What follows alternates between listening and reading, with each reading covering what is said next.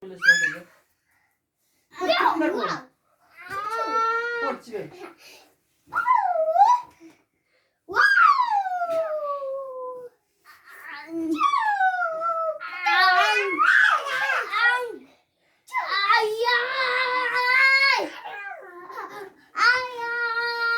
oldu? Çiver.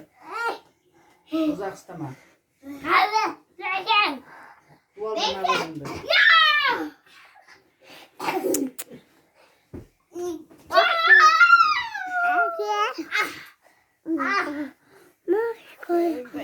Yaz kaldım buralardan. Kan.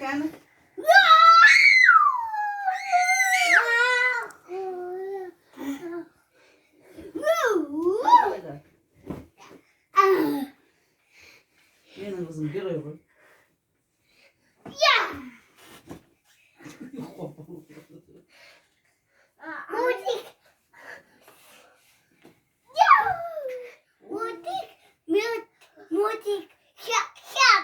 O zaman bir tane koruyun da muçuk cebini.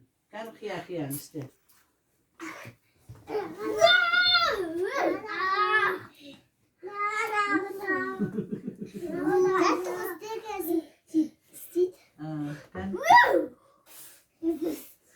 Böyle duvar.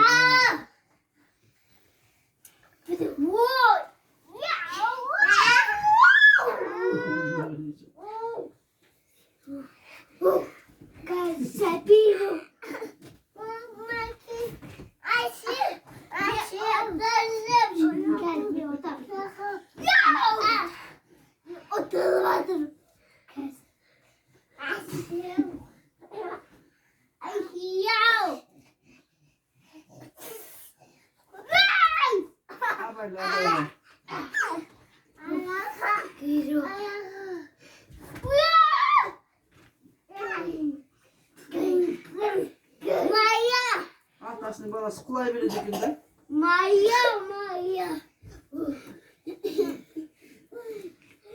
Şaşamadınlar mı? Bir saat buldu alışkanlarına.